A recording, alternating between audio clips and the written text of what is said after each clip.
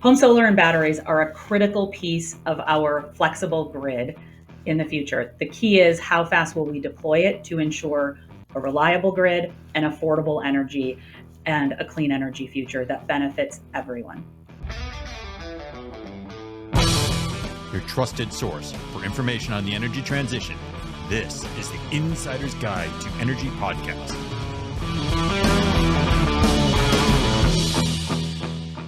Welcome to another edition of the Insider's Guide to Energy. I'm your host, Chris Sass, and with me from Sunrun today is Senior Vice President of Policy, Amy Hart. Welcome to our podcast. Chris, thanks so much for having me. Really happy to be here.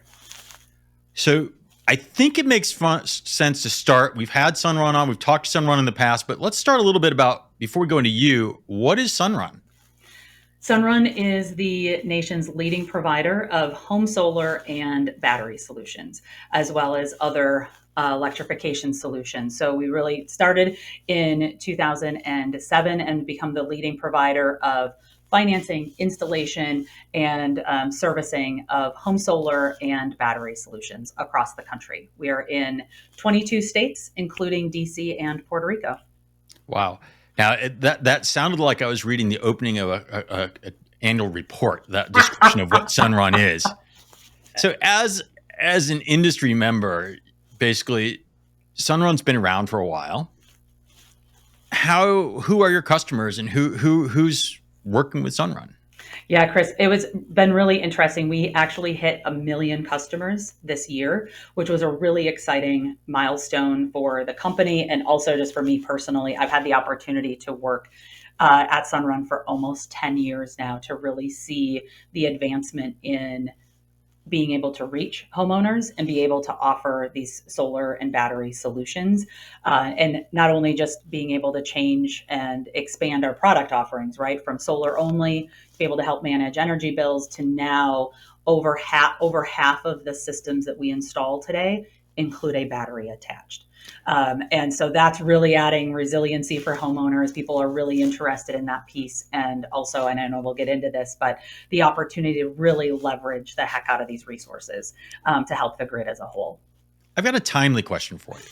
I was talking to a buddy of mine, and we're in the industry, and we were talking about North Carolina and the recent damage from the hurricanes and generators and things like that. Mm-hmm. And he said, well, you could just get batteries and not necessarily have solar, and you would still have backup. Do people ever approach you asking for that? And is that a commercially viable thing to do? Because you could still buy the power at a green time or in the middle of the night when it's cheaper.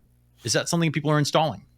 Yeah, and people are certainly asking about it. I think there are certainly companies that are responding to that need. I think from our standpoint, certainly our first entrance into having conversations at the kitchen table is having that long-term charging and that long-term stability of a battery. So we're really looking at, we have 1 million customers at this point. So there's a lot of questions about retrofitting those solar only systems to be able to add a battery. And then talking about the difference with a customer of doing a battery only system versus solar paired with batteries. So I would say from Sunrun, it's not a product that we're offering today. Really excited to see a lot of other companies in the industry kind of starting to play in that space, but also certainly something we're looking at, looking at all those potentials for the future. That really becomes important when you're looking at what are the rate designs and what are the interconnection rules, and making sure that you have, like you said, being able to charge the battery up at times when it's less expensive for the customer, but also not at a time of peak demand. So making sure that states have the right price signals to drive the behavior at the right time. But okay, great solutions. You've beat me to a little bit where I was going to ask you next. You are in policy, and you suddenly got to policy. Energy, you can't. That's what I always do. You can't help but get to policy, but it was very quick. I think we're within 2 minutes of the opening of the show. We're already at policy. So I asked you to start by telling us a little bit about who Sunrun is. What does a senior vice president of policy do? So I have an amazing team that I get to work with. So we have a team of policy experts that are located across the country. And we work with also, I would say, our colleagues across the industry. So not only other policy folks where we have alignment within the industry and our trade associations, but also with other stakeholders. So ratepayer advocates, nonprofit organizations who are looking at how do we make sure that homeowners are part of the clean energy future? How do we make sure they have control over their energy bills, they can generate and store their own power, but then how does that fit into our overall goals and transitioning to meet soaring energy demands as well as decarbonization? So what does that mean that we do on any given day? It depends on the state. And so there's lots of times, right? The relationship of energy, I think, is interesting, working on legislation, right? Working on what is the statutory policy in a given state. Are there directives to the regulatory bodies? And that's when we get on the regulatory side, which is working with public service commission staff within dockets. Those are sort of the two main directives. There's also federal. Let's just ignore the federal piece for a hot second. But energy is local, and so that means anything from that legislative directive to regulatory bodies down to the local jurisdictional level. So what does permitting look like? What does interconnection look like in every single utility? And we can get into this, right? We have 40,000 different jurisdictions across the country that have different rules and processes for permitting. And so that also takes up a lot of time. So our goal is to make sure homeowners have the ability to generate their own power, have the ability to have resiliency and peace of mind with batteries, and then how can we use that to benefit the grid as a whole? And so that's our driving force every day. I came to Sunrun about 10 years ago and went back to law school late in life, all that stuff, but had been involved in the renewable energy industry through a nonprofit organization, through city government. And really, one of the things I'm most proud of at Sunrun is how we work alongside the industry, how we work alongside other stakeholders, because really at the end of the day, it's about the individuals, the people, the families who have that generation and making sure they're at the forefront of any of our policy. So 10-year window gives you a good history. I don't know if it's long enough. I mean, to me, I think back of when people wanted to be solar, you were going off the grid. You were kind of a hippie and you wanted to basically live in the woods off the grid. During that 10 years, have you seen kind of that evolution from it kind of being kind of a radical concept to having solar and powering and green stuff at home to being mainstream? And are we mainstream right now, or are we still kind of at the corner case? It is one of the most exciting things to see that evolution. When I first got introduced to what is solar was through a nonprofit organization. We did education for homeowners. At that time, about 2 decades ago, the price of photovoltaics, the price of a solar electric system was between $20 and $25 a watt. And that's when we were doing education for homeowners. So I am so happy to be where we're at today, right? It has absolutely, the price is coming down. The industry that's really been able to grow because of all different advancements, whether that's technology, whether that's efficiency, costs, industry, financing, savings. A whole bunch of different tools have come forward for homeowners that has brought the price down, made it more affordable. Stable policies. I'm going to always bring it back to policy, Chris, right? Stable policies is a key in all of that. So it is definitely more mainstream. We are not there yet, right? I think the total addressable rooftop space, we're at 3 to 5%. I think of the rooftops in the country have solar. Like that is built environment space that we could be putting solar on, and so we have a long way to go. And you look at the soaring electricity demand, right? We're going to need all of these resources deployed at record pace. But I mean, that's policy, right? So if I look at somewhere like Hawaii, they don't necessarily want more rooftops right now. So how is the policy keeping up? Well, yeah, you shrug, but it's complex, right? Mm-hmm. And so how is the policy? I mean, I think of California, Hawaii, and there's certain other pockets where I can see the solar pockets. And then you talked about all those jurisdictions that you have to manage across the country. I think you said 40,000 was the number. It was tremendous. How do you manage something like that to get the average homeowner that just wants to flip the light switch on and pay their bill to a point where they're comfortable with solar? So you get from 3% to 50% penetration or some huge number. Yeah, and I think that's been our sweet spot at Sunrun is the mission has always been, as much as you think behind the curtain, energy is complicated, the electricity markets are complicated, RTOs down to the homeowner is complicated, rate design, getting it exactly perfect. At the end of the day, it's not complicated. You said it exactly right. The customer just wants to be able to turn on their lights. They know they're going to have power, but they also have control over what their energy bill is. And so that's a pretty simple, when you think about it from that perspective, it's making it, putting the customer at the center. So how do you make that more affordable? How do you bring financing to the customer? How do you provide performance guarantees, service warranties to make sure that they understand their system, but they don't need to be the maybe the retired engineer from 20 years ago who had to learn how to install his own system and maintain his system, right? What are the different products and services now that help a customer have confidence in their system and be compensated for that? So that's kind of the sort of the business side of things, and I think being able to crack that code, and have that conversation with the customer in mind of like, what do they want from their energy system? What controls do they want to have, has been really key in the evolving market. On the policy side, we are now seeing, okay, how do you go from a system of maybe what you would consider static systems, right? Solar only systems to solar paired with batteries. That becomes immensely more powerful, dispatchable power. And Chris, I would I guess argue with the premise that any state is saying we don't need more or want more. Every single state and legislature, like everyone, right, is dealing with, Well, we I are think it's going just to need Hawaii more may be unfair, but generation. it's a complex place right now for solar, right? We Every state is saying they have soaring electricity demands. How are they going to meet the electricity Yep. demands? We have rooftops, we have homeowners who are willing to make that private investment. Let's use those resources to meet that demand. We're going to need it all. So you look at Hawaii. Earlier this week there was an announcement that the larger scale projects that the utilities had been counting on and had been projecting in their IRPs, saying, oh no, we've got large scale generation happening. Those are not happening now. Ah, What are we going to do in the interim? We don't have a robust distributed energy resources program, a DER virtual power plant program in Hawaii.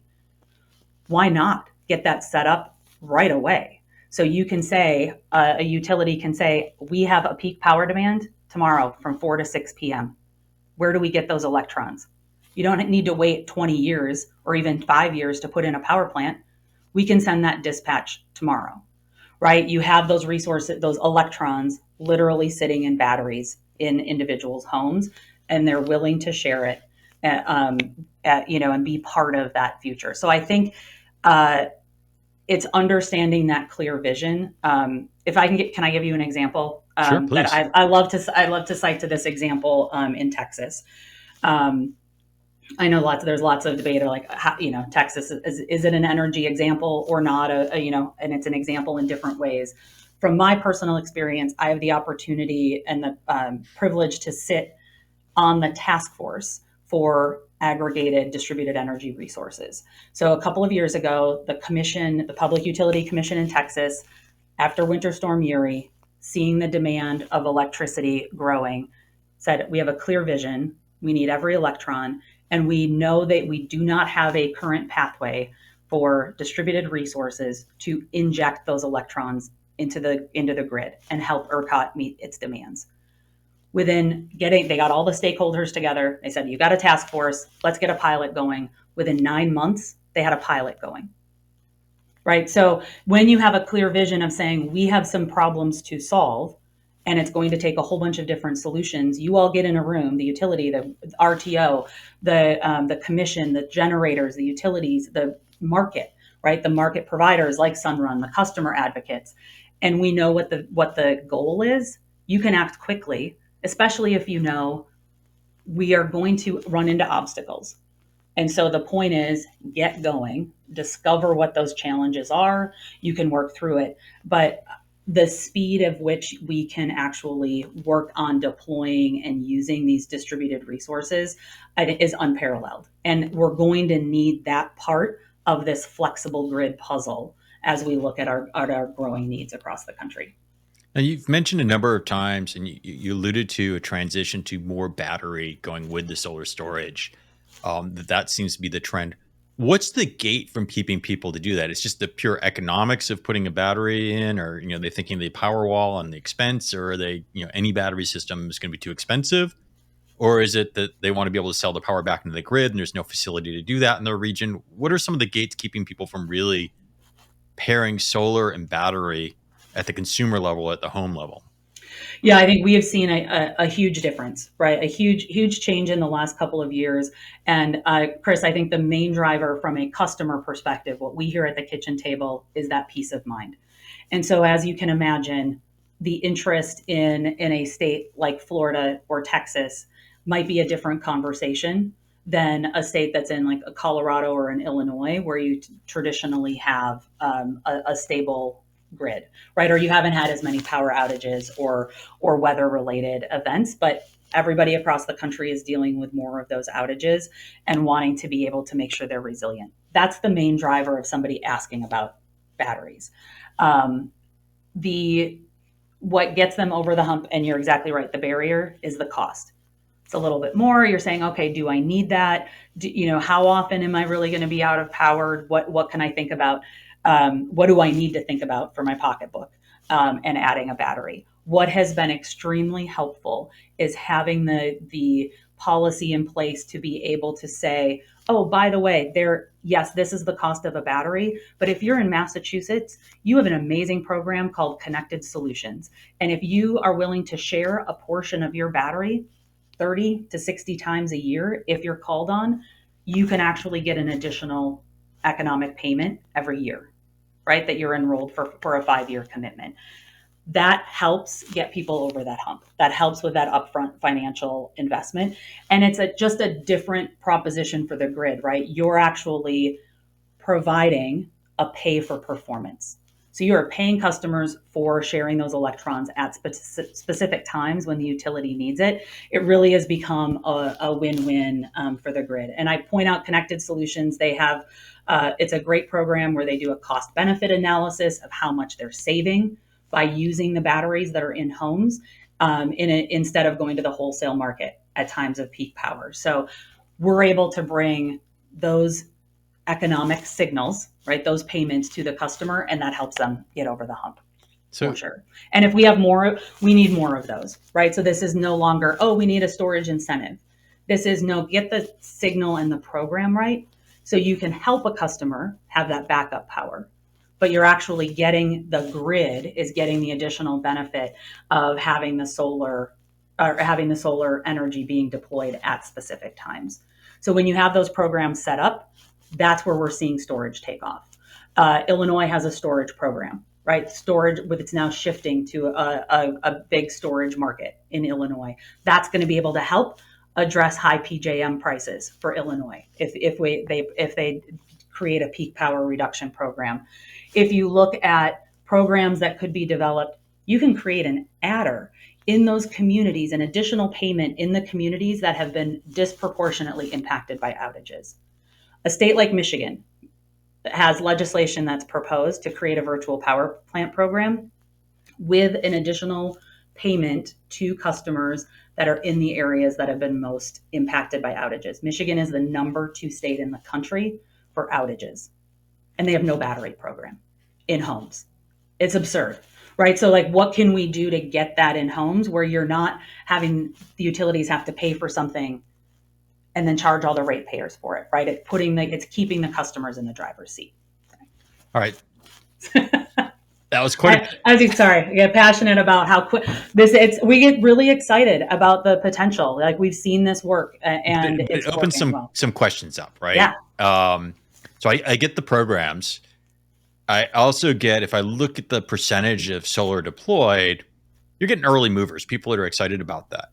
So if I'm the average person, I really don't know much about electricity. I may not know what a battery system is. I mean, conceptually, I'm sure they all seen solar on people's houses. So now I become, a blind person going to someone saying, hey, design this thing for me and sell me this thing. And if we've watched the news in the last couple of years, there's been a little skepticism of how solar can be sold. So how is policy going to help protect people? So my parents, when they decide to sign up for a solar Mhm. system and know nothing about it, nor do they want to, they just want to save on their energy bill, that they're not sold a bill of goods, because there's been some horror stories not so long ago in the solar industry of what happens. How do we fix that problem? Chris, I'm so glad you brought this up. This is near and dear to my heart and our heart at Sunrun, as far as making sure that the customer is again at the center. But we have decades long relationships with customers, right? To make sure those systems are working for the needs of what the homeowner has. So I want to call out a couple of things that are happening. So as this market is growing and the opportunity is growing, we have to make sure that we build that customer confidence in that their system that they've invested in is working. They know who to call, but also what are those customer protections on the front end. So I have the opportunity to work with the National Solar Energy Industries Association. They are really at the forefront of two things. One, advancing solutions that can help do that education and simplifying the process through requiring disclosures. So you can a customer can compare apples to apples, right? Model legislation for states that want to make sure they have the robust protection for customers, but still embracing this future technology. The other piece, though, is maybe some specific examples on that solar sales. So SIA has partnered with ANSI, which is the American National Standards Institute. If you talk to any licensing board across the country, they know who ANSI is. It's a well-respected agency. SIA has partnered with ANSI to develop standards that can serve from a voluntary perspective, but also the basis of legislation in states. The one that will be hopefully passed and adopted is final in its process, will be adopted by the end of the year, is called the Consumer Protection Standard. And it would require solar sales training, an annual training. It's what needs to be required and provided to customers. That on day one can be a voluntary an expectation of folks who are members of trade associations, but more importantly, can serve as the basis of a solar licensing in states. So to your point, like this industry started years ago, but how can we advance and how do we make sure those protections are in place? So you know who you're talking to. You know if you have a license or you don't have a license, right? Depending on what your behavior is. So we're fully supportive of all of those initiatives from the industry level, and they need to happen. And then from that policy perspective, right? Legislators can enact those requirements at the state level, and we would certainly support all of that to build that customer confidence. But that solar sales license and that accreditation is one that's coming in the beginning of 2025, and I think will be a huge benefit to the industry. So you From would Sun, expect that a solar salesperson would have on their website or whatever that they're accredited. And if you're a consumer, your consumer protection would be to only deal with agencies that have some sort of training and accreditation.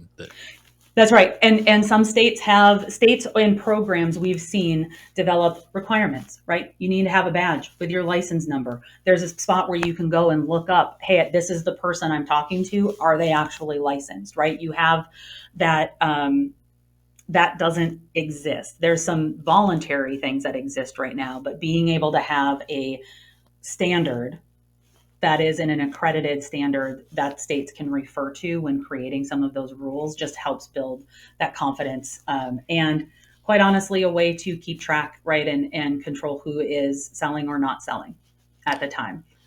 So let me ask a loaded question. Mm-hmm. Um, I understand that you're in the solar and storage business, but a lot of energy is used by home heat and heat pumps and things like that. If you were on a limited budget, is there an order of which things that you should consider changing in order to make sure that you have both the power and the economics that you might want into the future? Because having an old heating system may be detrimental to your bill as well. Certainly, it is for greenhouse gases if they care about that. But how do you handle that? Because there's so many levers you could pull to get an outcome. Mm-hmm. What's the hierarchy, of what a homeowner should consider? Maybe it's different because of policy and state, and maybe it's not always the same because of climate. But I'm looking for your input of what you see. Yeah. Oh, Chris, what a good question. I will tell you, as someone who 2 years ago, my hot water heater went out. So that's when we got the air source heat pump hot water heater. That's when you do it. That's when a homeowner does it, right? Is usually when there's a crisis or when something happens. That's That's like usually the absolutely the order, worst time, right? Because you right? It don't is. really have full information. You have your plumber that's willing to install the thing, and they may not know about the heat pump version. They're trying to give you You're this exactly old right. 55-gallon thing that they've got in inventory, and you just want hot water for your shower so you can go to work Monday morning. You Yep. don't care, and so that seems like kind of a reactive approach. Absolutely, but I'm giving that as an instance of the vast majority of customers. That's their current process of dealing with. Oh, Yes. what am I going to? How am I going to upgrade my home? It's in the order of what fails first, right? Okay. And so I think that's not a good answer, but I think that's what we run across, and I think that's the reality. But I think there's two pieces that I think is interesting from Sunrun's perspective, creating that relationship. And I think that's our interest in making sure the homeowner will know here, oh, I came to you because I want solar, but I also have a question about, well, what's the most efficient way to do heating? Do I need to get away from my forced air, natural gas for, like, how would I get off of natural gas heating? Should I do a heat pump? That you have a partner who can connect the dots of all of those questions. So I don't think there is an order where you should first do X, Y, and Z. That's just not how customers are approaching it. And they may need to finance things out over time, right? And be able to make a plan with your provider. I think that's where Sunrun and other parts of the industry can start to offer similar products if you have those long-term relationships with your customers. This should not be a one and done, right? None of this should be a long-term relationship. So they say, oh, well, I'm moving to an induction stove. I would actually love now that I have a higher electricity bill, what's my game plan to produce my own power? Or, oh, next year I want to take advantage of the EV tax credits, right? I'm thinking about a new EV. What is the other things that I need to do? So lots of times we have somebody who said, I'm about to buy an EV, so I'm interested in solar. I think we need to have the strong policies in place as well that allow for solar and batteries, knowing that, well, in a year or two, I'm going to get an EV, right? That you allow for that window of growing electricity, or my kids are going to go to school. And so I'm not expecting my electricity to change that much. So I think every household is different, which is why you need a good partner who's providing those resources and information. On the other side, I think one of the benefits of having the federal policies in the Inflation Reduction Act come out is that there have been so many educational pieces, a lot of nonprofit partners, a lot of the programs that have come out. There's a lot of education that's coming with it. So customers at least know to ask the questions. And I think that's starting to get out there. And because there are so many, you're now able to say to a homeowner, oh, well, do you know your furnace looks old? You also have the opportunity to update. There are these other tax credits that are available through the Inflation Reduction Act. So having, I think, the collection of programs, if that makes sense, collection of programs and incentives have all been released at the same time has been super helpful for homeowners to start planning that. Okay, we've got just a couple minutes left here, and I think we'd be remiss to not flip it around and look from the grid side. We talked about homeowners quite a bit. Mhm. Let's talk a little bit about the policies that impact the grid and what's happening at the state level or regionally or and across the whole country on the grid. What are you seeing that's impacting deployment, and how's the policy shifting there? Yeah, I think that we mentioned this at the top of the call.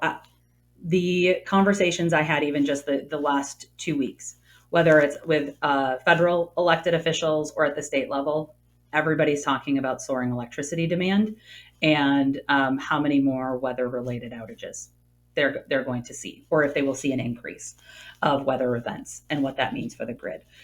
So I think two pieces to that. There's a recognition, and depending on where you fall, right, you need every electron.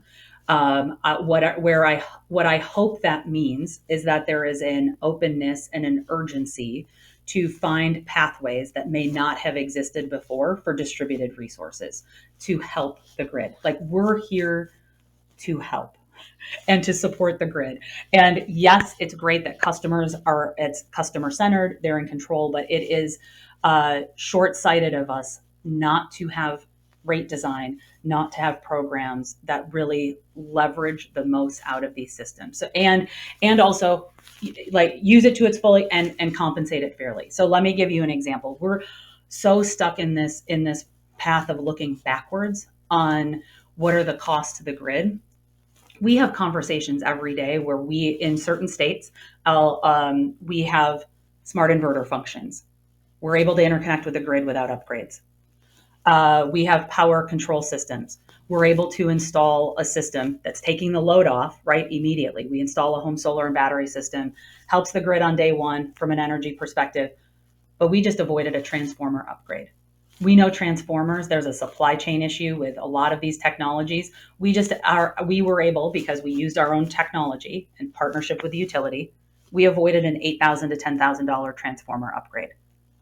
That's great. Let's do that everywhere, but also let's do the math so we know that's a benefit to ratepayers. Right now, those aren't being tracked as how these distributed resources can actually be a financial benefit.